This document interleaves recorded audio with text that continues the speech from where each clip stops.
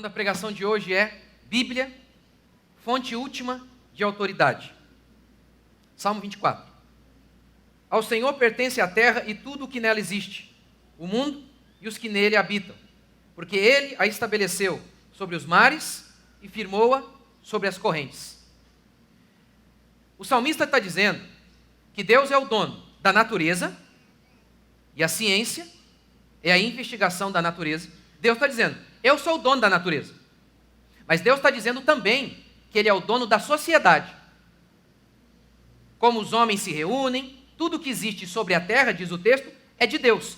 Como nós então podemos falar sobre a construção de sociedades que envolvem sistema jurídico, política, cultura? Como podemos falar da sociedade que tem Deus como dono, sem colocar Deus na equação? Como podemos falar de ciência, que é o estudo da natureza, sem Deus? Nós fomos convencidos que a fé cristã não tem nada a dizer sobre este mundo. A fé cristã fala sobre o céu, mas não fala nada sobre a terra. A Bíblia fala sobre como ser salvo, creem a maioria. Mas a Bíblia não fala sobre ciência, política e arte. Essa é a crença moderna. Christopher Reeve, ator que interpretou Superman, disse assim: quando questões de política pública estão em debate, nenhuma religião deve ter lugar à mesa. Que coisa! Os Estados Unidos são o maior país de todos os tempos. Como eu vou mostrar para vocês daqui a pouco, o grande segredo do sucesso dos Estados Unidos tem a ver com este livro. Este livro foi a base. Sim, preceitos retirados daqui deram base para a Constituição Americana. O livro que inspirou a maior nação de todos os tempos não tem voz no cenário público. Mas Karl Marx, que é a base desse país, tem. As ideias de Marx mataram mais de 100 milhões de pessoas no século passado. As ideias de Karl Marx têm lugar à mesa. A fé cristã não. E o pior, que ímpios tenham nos retirado do debate público, que os ímpios tenham tirado o nosso lugar à mesa, eu acho normal. O problema é que os crentes também são assim hoje. Eles também acham que nós não temos lugar à mesa. Tanto é que, quando eu comecei a falar sobre política, explicando sobre política aqui à luz da Bíblia, vocês quase não me mataram, vocês lembram? Foi ou não foi? Por quê? Pastor caiu da fé. Pastor caiu da fé. Ou seja, a crença de muitos crentes é, a Bíblia fala de perdão de pecado, só, mais nada. Mais nada. Quando eu comecei a pregar sobre psicologia, o que muitos falaram? Tá doido. Depois, com o tempo, graças a Deus, as pessoas foram entendendo.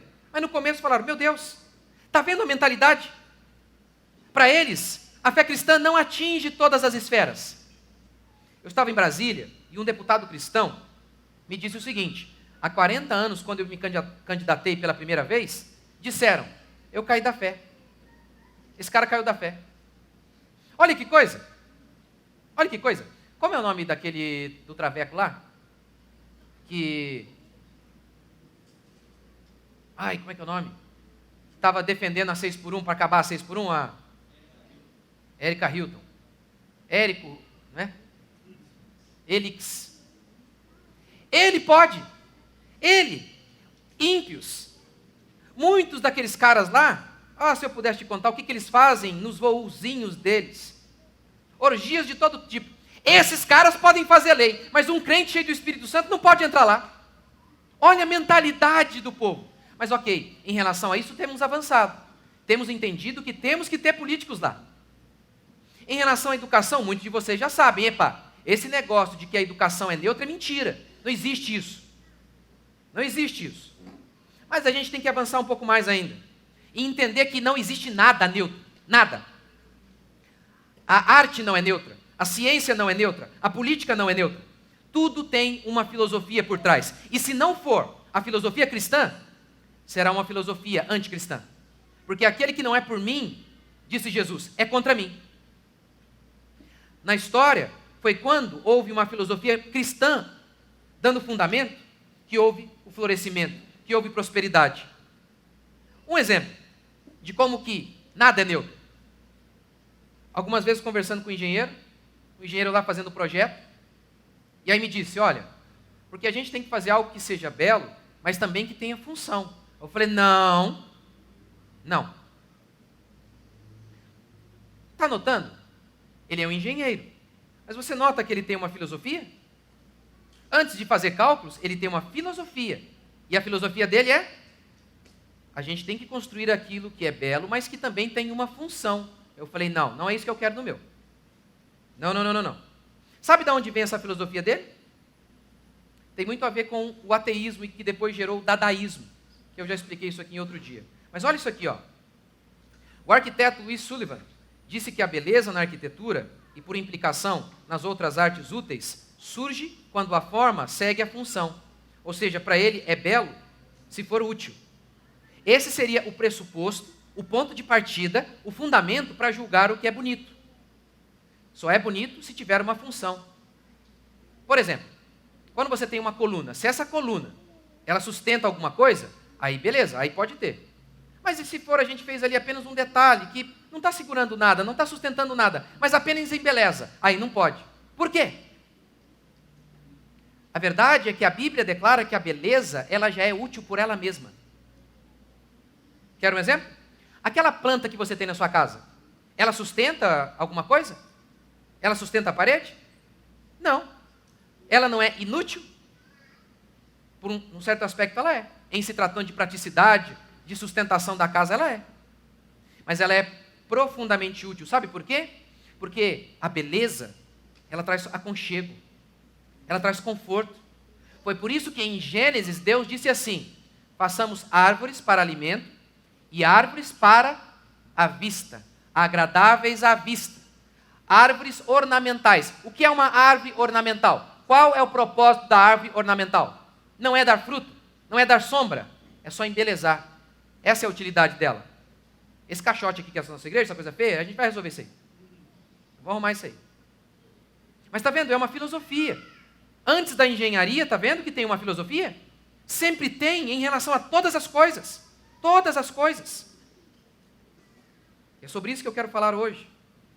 Picasso disse o seguinte: a arte não evolui por si mesma. As ideias mudam e com elas o seu modo de expressão. Ou seja, primeiro muda-se a filosofia e aí então muda-se a arte. Um exemplo só. Lembra daquela música? Bye bye Miss American Pie, drove my Chevy to my left. Lembra dessa música? Famosíssima. O autor está narrando a queda da cultura americana. Saiu a cultura americana pautada na fé cristã, protestante, e entrou a revolução sexual, a contracultura, movimento basicamente marcado pelo comunismo, que é ateísta. Na música ele vai narrando o dia que a música morreu. O dia que a música morreu. Por quê? Ele pega o rock, que veio do blues, que retratava alegria, que veio dos negros que cantavam para Deus. E o rock, e esse blues vai se transformando no rock, que era um tom mais agressivo, que tinha tudo a ver com o espírito dos jovens rebeldes daquela época.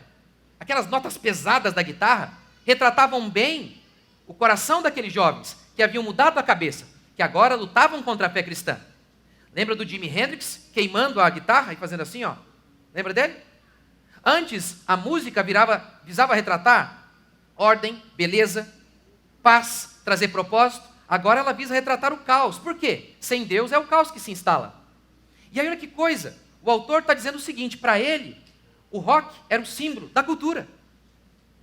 A cultura estava morrendo nos Estados Unidos. A cultura americana pautada na fé cristã. E como ele exemplifica isso? Por meio da música. Mudam-se as ideias, mudam-se também a arte e tudo mais. É loucura achar que as coisas são neutras. Nada é neutro. O Estado, por exemplo, ele não é neutro. Há um fundamento ali, que é filosófico, que é religioso. E no nosso caso, não é Cristo. E se não é Cristo, é algo contrário a ele. É por isso que o nosso Estado persegue igrejas cristãs, genuínas. É por isso. Porque a fé cristã, ela se apresenta como verdade sobre toda a realidade. Não apenas sobre o céu. A fé cristã se apresenta como verdade para toda a existência humana. Ela é o fundamento do seu trabalho, da criação dos seus filhos, da sua educação. da educação que você dá aos seus filhos, do modo que você se casa. A fé cristã sempre foi a base para tudo. E foi por isso que os cristãos primitivos foram perseguidos pelo Império Romano. Ora, o Império Romano não perseguia outras religiões. Por que apenas o cristianismo? Porque o cristianismo, com a sua visão abrangente de toda a existência, era um perigo para o Estado romano. As outras religiões tocavam apenas em algumas partes, mas a fé cristã se apresentava como verdade sobre toda a realidade. Sobre o Estado, sobre a arte, sobre a cultura, sobre tudo. Lembra que Jesus disse? Vocês, minha igreja, vocês são a luz do mundo. Não é a luz da igreja, vocês são a luz do mundo. Paulo disse, porque dele, e por ele, e para ele são todas as coisas. Podemos dizer então que o Estado é para ele também? Que a arte é para ele? Que tudo procede dele e volta para ele? É óbvio! Eu vou mostrar para você aqui hoje na minha pregação que ao longo da história foi exatamente assim que aconteceu. Tudo de bom que temos no Ocidente foi quando a fé cristã foi a base da sociedade inteira. Não apenas do indivíduo na sua casa, em particular, mas quando a fé cristã foi a base da sociedade. Francis Schaeffer disse, o cristianismo é a verdade concernente à realidade total. Eu quero hoje mostrar para vocês que houve um período da história em que a Bíblia deixou de ser a fonte última de autoridade para julgar toda a sociedade. E agora, o que foi posto no lugar? A ciência. A ciência é verdade objetiva. A fé cristã não. A fé cristã tem a ver com fraude ou, na melhor das hipóteses, apenas um símbolo. O que é um símbolo? Jesus, essas coisas, não é realidade, mas ajuda vocês a lidarem melhor com a vida. Mas não tem a ver com verdade absoluta. É por isso que o Christopher Reeve disse, a religião, ela não tem lugar aqui no debate público, porque aqui só tem lugar para a ciência. A ciência é conhecimento de verdade.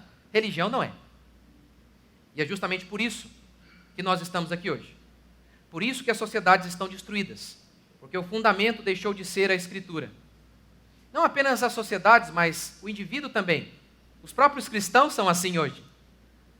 Jesus é uma coisa de domingo para ele. Mas de segunda a sábado, quem dirige a mente desse cristão são os ímpios. Quando eu perdi o meu filho, nós perdemos o primeiro filho, o nosso segundo filho nasceu para a gente, para nós. Ele não tinha nada, para falar a verdade, mas para nós, quase morto. Eu fiquei 5 anos em que eu quase vendi o almoço para comprar a janta. Eu nunca pensei em desistir. Por quê? Porque eu tinha certeza absoluta de que Jesus é a verdade sobre todas as coisas. O meu filho morto não anula o fato de que Jesus está vivo. Era isso que eu pensava. Eu lembro que quando eu me converti, eles falavam assim, vamos evangelizar. E como se evangelizava? Olha, antes de Jesus eu estava triste, agora eu estou feliz. Isso é verdade a meu respeito. Mas eu notei que não é essa a base do evangelismo. Não foi essa a base sobre a qual os discípulos evangelizaram. Sabe por quê? Porque falsas religiões também podem prover uma falsa alegria. Como, por exemplo, Rogers, se eu não me engano, Rogers ou Jung. Rogers.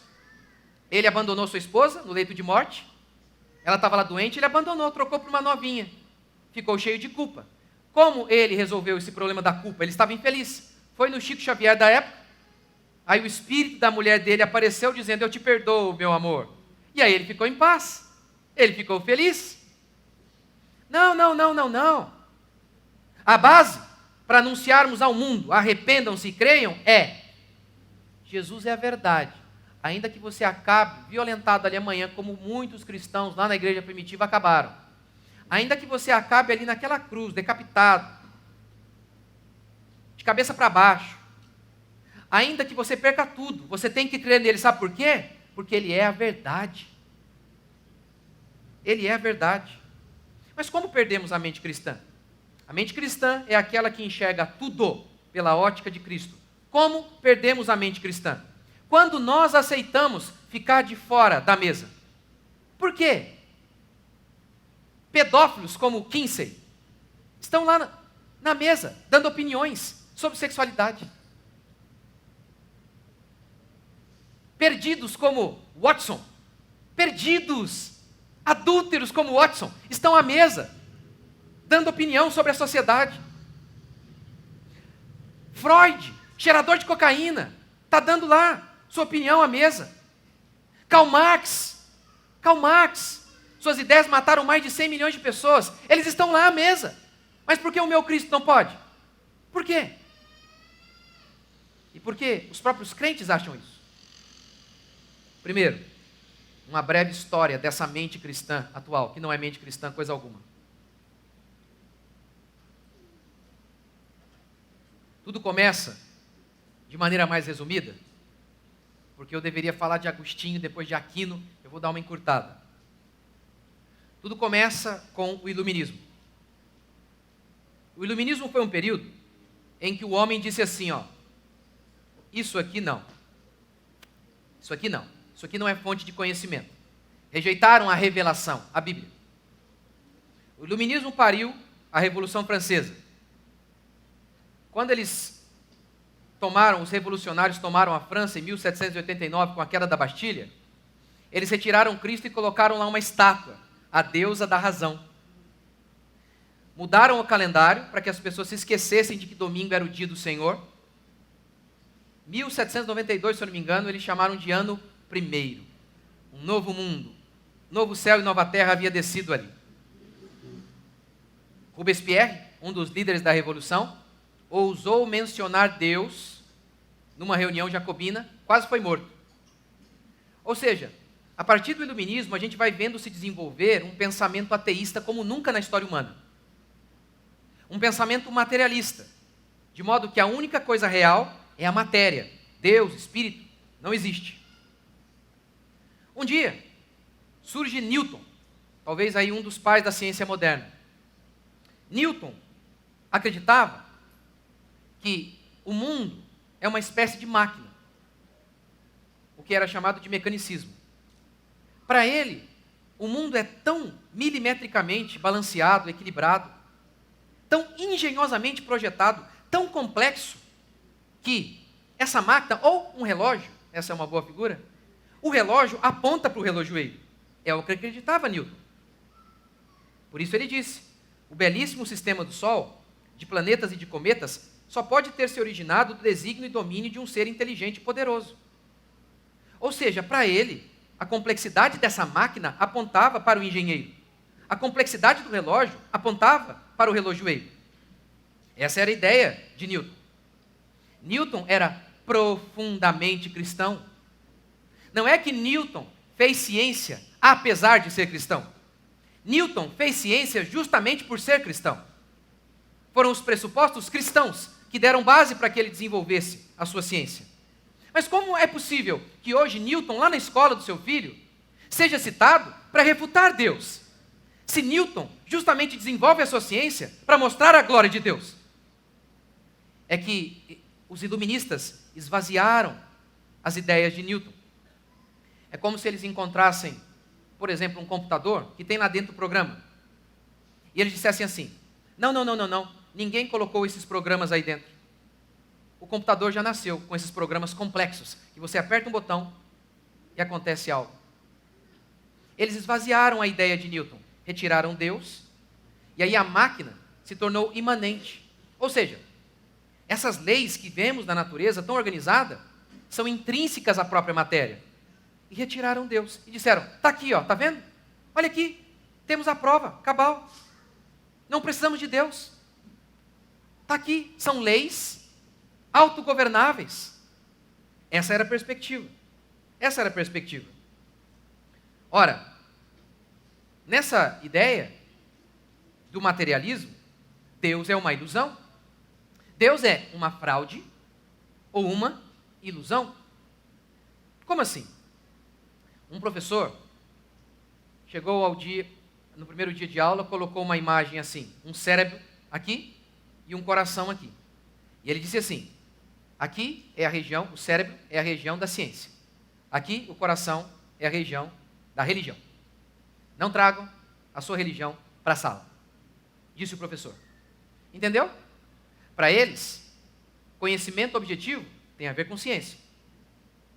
religião é mais uma questão sentimental, não tem a ver com verdade absoluta. É por isso, por exemplo, que você ouve o pessoal da Rede Globo dizendo assim: pare de brigar em relação à religião, cada um creia na sua. Por quê? Porque eles acreditam que todas são falsas. Logo, creia na sua mentira, mas em casa. Não traga a sua mentira aqui para o público. Não traga. Por isso, então, eles permitem que pratiquemos a nossa fé em casa. Mas basta um pastor, por exemplo, se posicionar pegando contra o aborto. Eles dizem: não traga a sua religião para o debate público. Mas vocês trazem a religião de vocês, porque a religião de vocês é o humanismo. O humanismo é a base da nossa sociedade. É uma religião. Vocês trazem o darwinismo, que é a base também da nossa sociedade ocidental. Vocês trazem a religião de vocês. Por que nós não podemos trazer a nossa?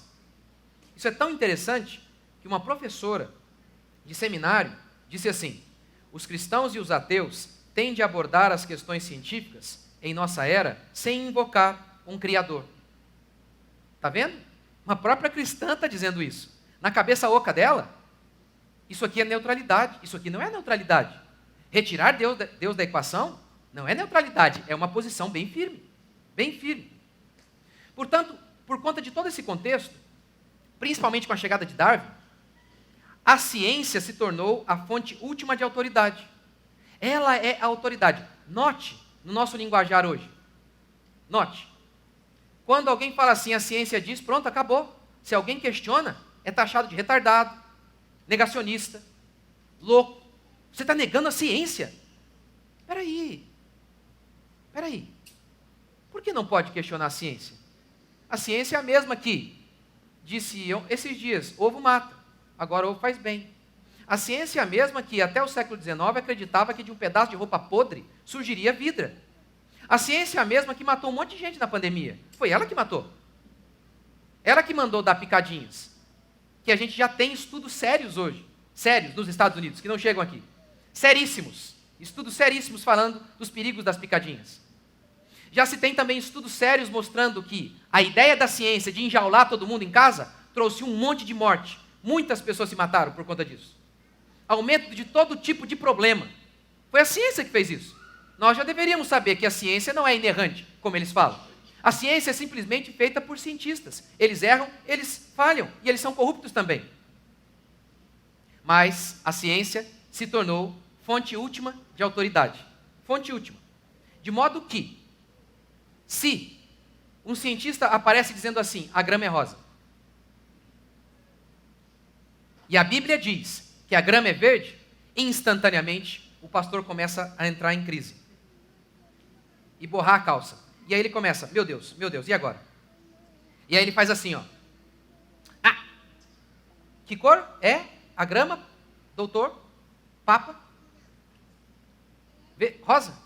Aqui está verde? Ah, é simbólico o verde aqui, é rosa também. Se o cientista muda para vermelho, ele: não, é vermelho. Essa é a primeira atitude desses pastores frouxos. A segunda é o seguinte: não, a Bíblia está errada. Eu estou descrevendo para vocês aqui o liberalismo teológico. O liberalismo teológico foi uma crença que devastou as igrejas na Europa. Acabaram por conta dessa crença. O que é o liberalismo teológico? A crença de que a Bíblia tem erros. Sabe como ela começa? Por conta da ciência como fonte última de autoridade.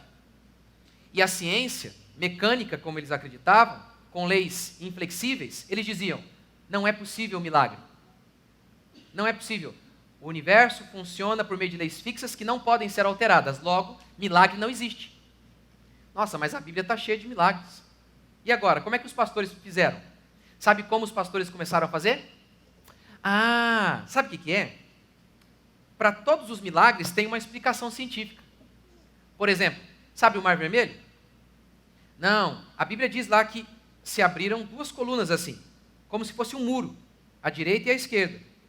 Primeiro passou Israel, depois os egípcios. Mas quando os egípcios passaram, o mar se fechou e eles morreram afogados.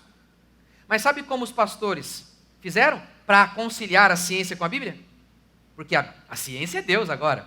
A ciência é a fonte última de autoridade. É ela que vai julgar toda a realidade, inclusive a Bíblia. O que os pastores fizeram? Tem uma explicação científica. Não teve milagre algum ali, porque a ciência diz que não tem milagre, então é óbvio que não tem milagre. A explicação é o seguinte: tem uma época do ano lá naquela região que a água escoa. Então foi isso que aconteceu. Essa é a primeira alternativa deles. O problema é que isso gera um outro problema. Se a água escoou e ficou baixinha, ficou ali no tornozelo, como que você explica os egípcios que morreram afogados? Não tem solução, não é? Aí eles chegam no segundo ponto. Então a Bíblia está errada mesmo, porque a ciência é verdade. Posso te dar um exemplo agora? De como isso acontece agora? Em quase todas as igrejas deste país, quase todas as igrejas, os pastores estão negando a Bíblia por conta da ciência. O que a Bíblia diz que é ansiedade? Pecado, falta de fé. Se você repara nos comentários dos homens de Deus ao longo da história, nenhum homem de Deus chamou ansiedade de outro nome que não pecado. Miller, Calvino e tantos outros. Mas aí tem um advento, a psicologia moderna, que começou a chamar a ansiedade de transtorno. Esses dias eu vi um pastor falando assim: o problema não é a ansiedade, é como você lida com ela. Se a ansiedade é pecado, atribua então, troque aqui, coloque adultério. Imagine se o pastor então falasse assim: o problema não é o adultério, o problema é como você lida com o adultério. E aí alguns outros pastores fazem o seguinte, não, se a ciência está dizendo, e não é ciência, mas se a ciência está dizendo, então tem que ser. Aí eles dizem que há duas ansiedades. O que a gente coloca Paulo também com um problema sério. Paulo não sabia que tinha duas ansiedades, ele simplesmente chamou de pecado. Jesus simplesmente chamou de pecado, Jesus não sabia. Freud, Skinner, Watson tiveram que ajudar Paulo e Jesus. E eles dizem, tem duas ansiedades, só que eles não conseguem separar, dar um critério objetivo que separe a ansiedade pecaminosa da ansiedade transtorno. Não consegue. Sabe o que eles estão fazendo? Você sabe o que eles estão fazendo? Eles estão interpretando a Bíblia à luz da ciência. Todos eles serão envergonhados, porque sempre é isso que acontece.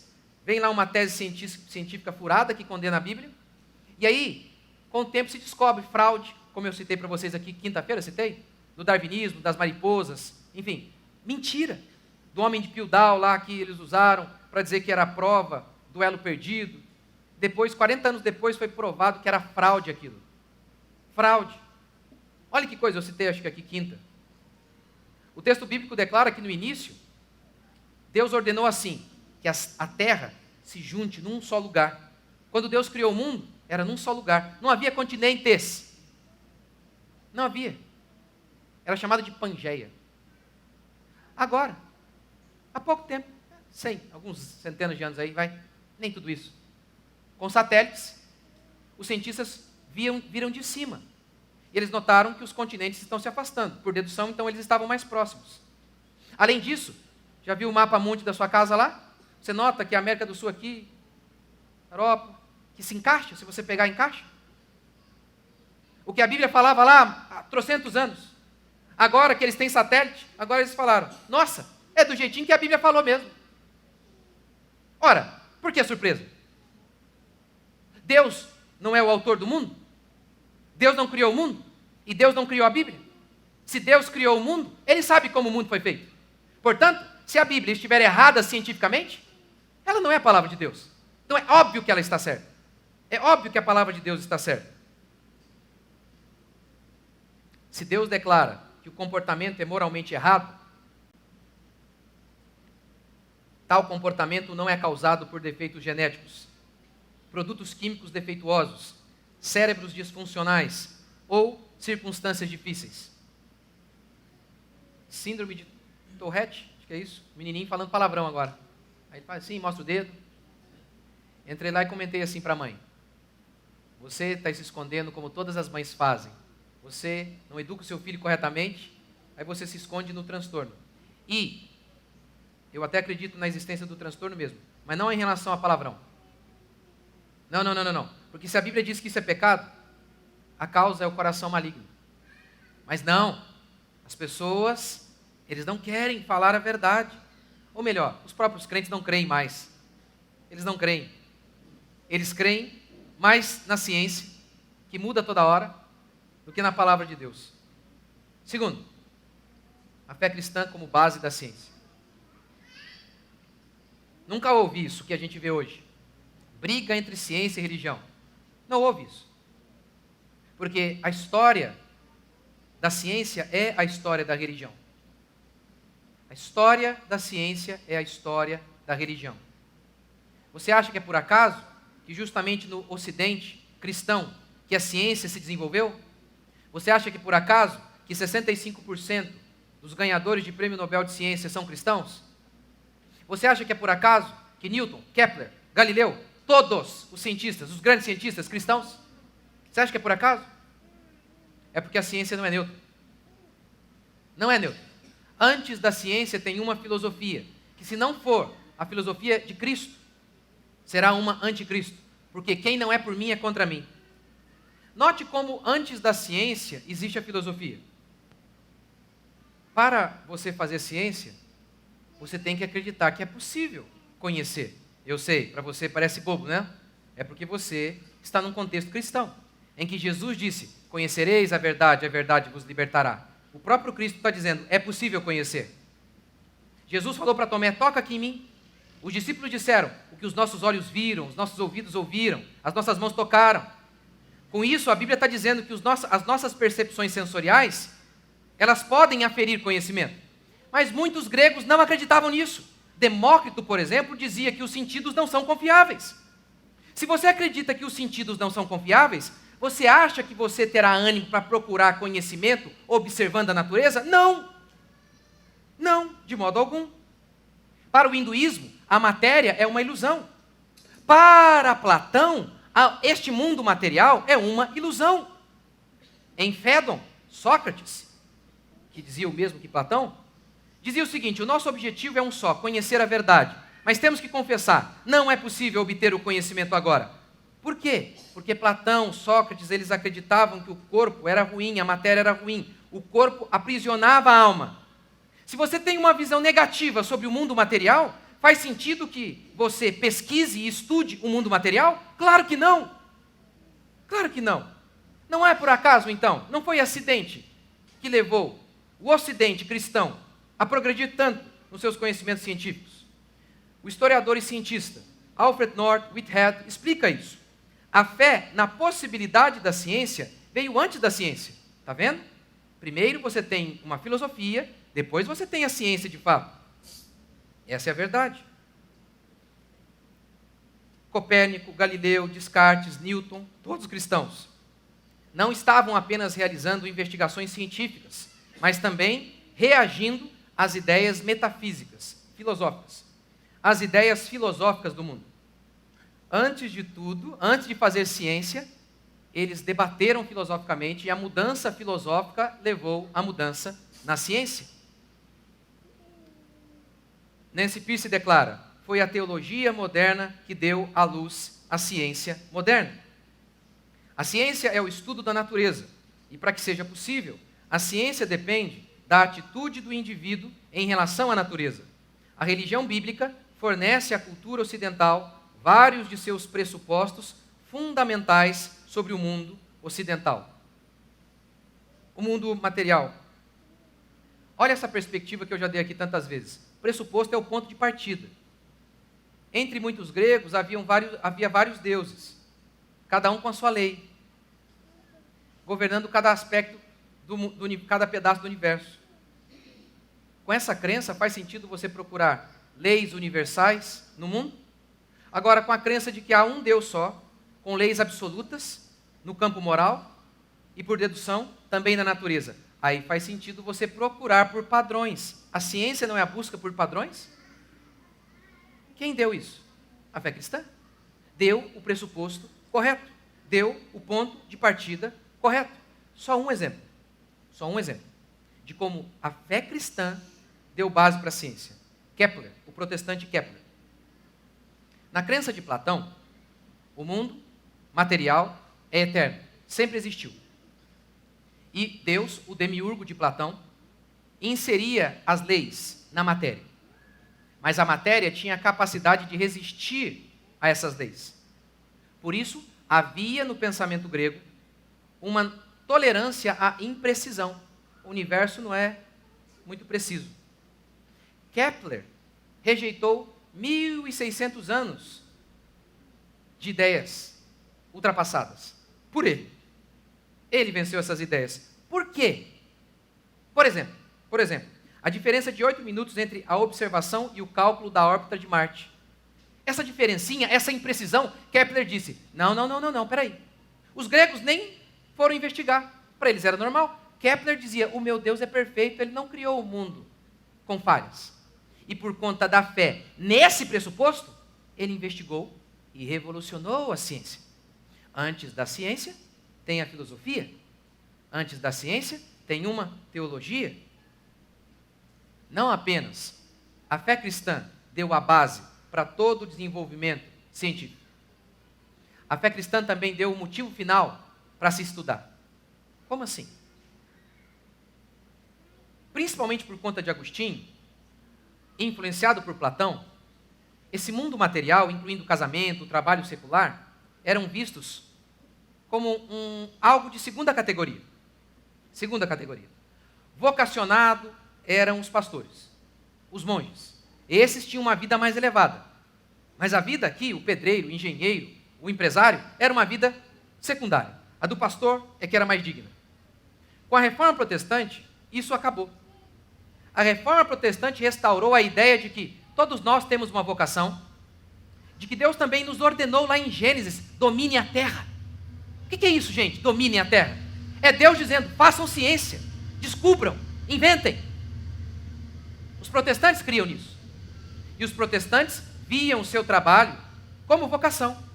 Assim como o pastor, que via o seu trabalho como um culto a Deus, o marceneiro via o seu trabalho como um culto a Deus. A sua marcenaria era o seu templo. Por que isso é tão importante? Por que isso é tão importante? Quantos cientistas levaram décadas para descobrir alguma coisa?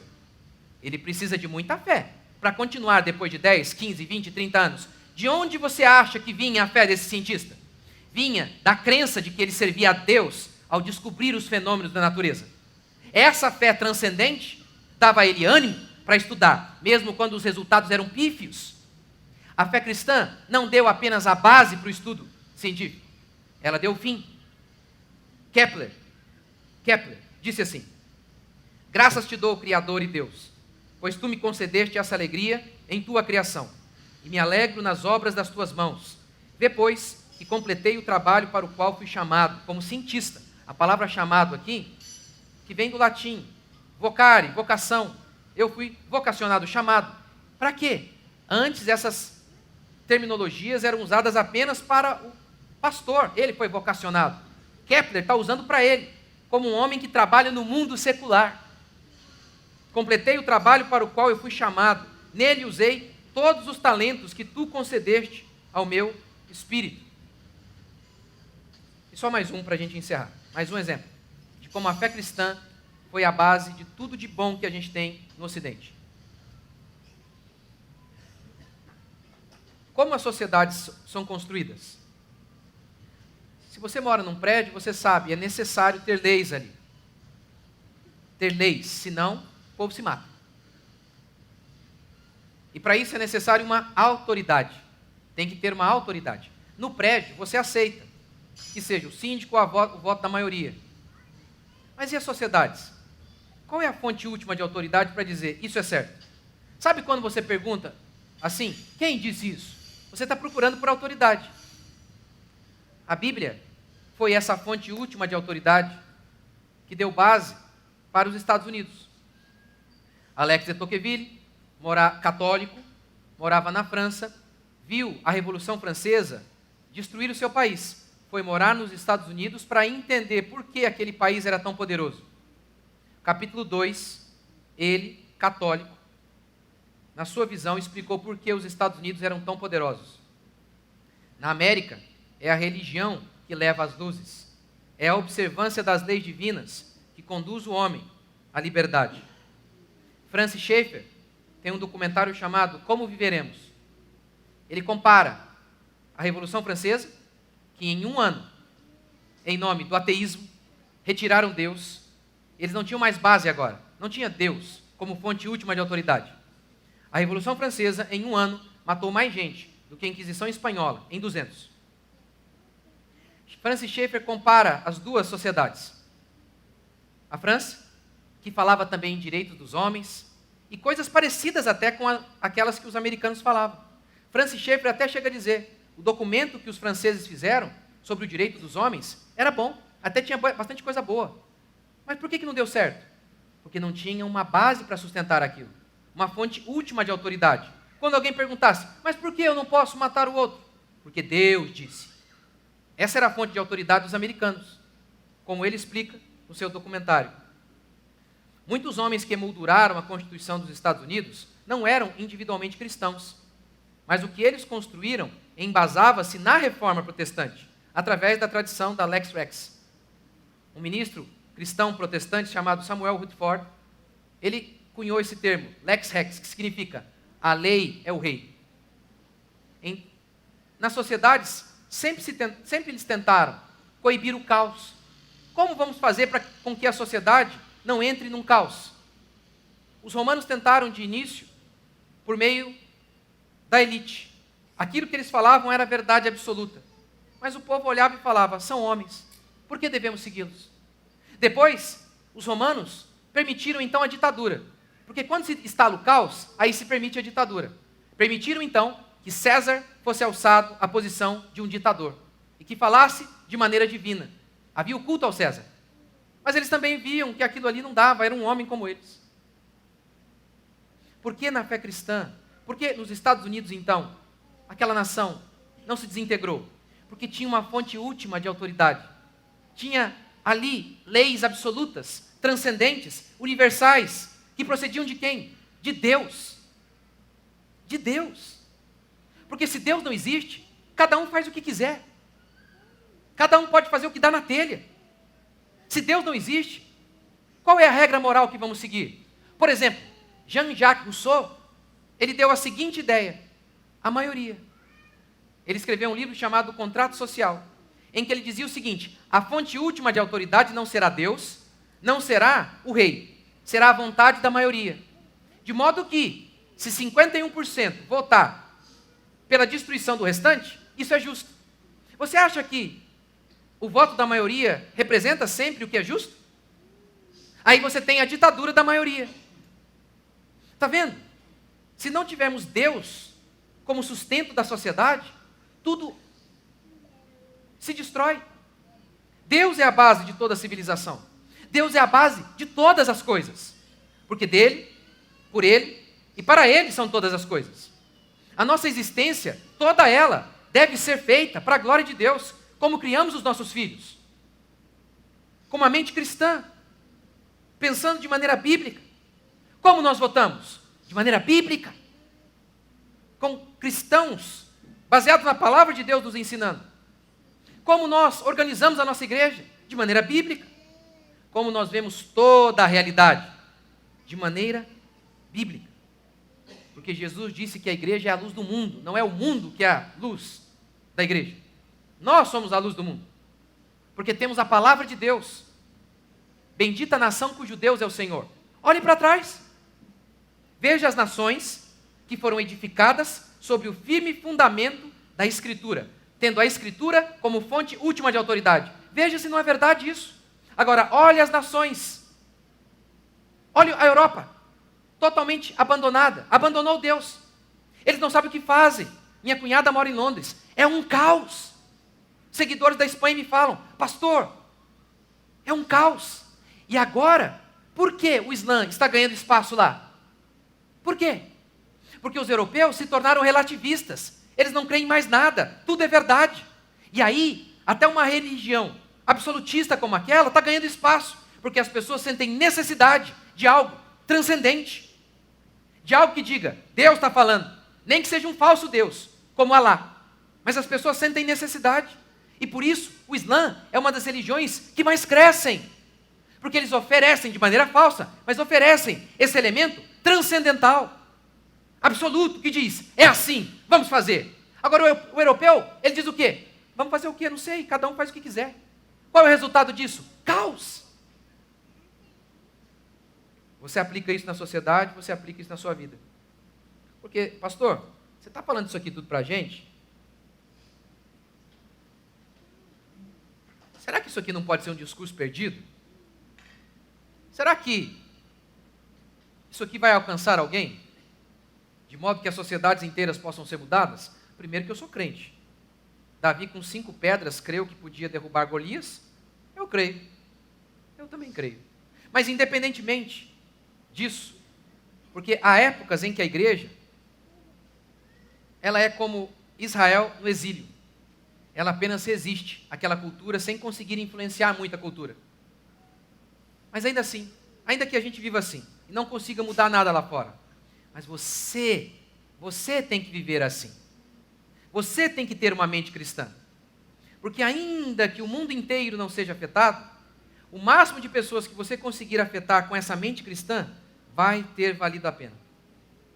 Ou se você não alcançar ninguém, apenas a sua família, já terá valido a pena. Se nem a sua família, mas se você viver assim, no final de seus dias, você vai olhar para trás e vai dizer, valeu a pena, porque a minha posição é cristã em todas as áreas da vida. Você é o que, pastor, de direita ou de esquerda? Qual é a sua posição política? Cristã. Essa é a minha posição. Em todas as áreas da minha vida. Cristo é o Senhor da minha existência, porque Ele é o princípio e o fim. Ele é o alfa e o ômega. Tudo o que foi feito por meio dEle. Sem Ele, nada existiria. E não apenas isso, tudo é sustentado por Ele. Ele é o objetivo da minha existência. Ele deve ser o objetivo da sua existência. Porque tudo foi feito para a glória dEle. A arte, a música, o Estado, a família, as nossas vidas. E nós devemos glorificar a Deus e pensar de maneira cristã em todas as áreas da nossa existência. Vamos ficar de pé?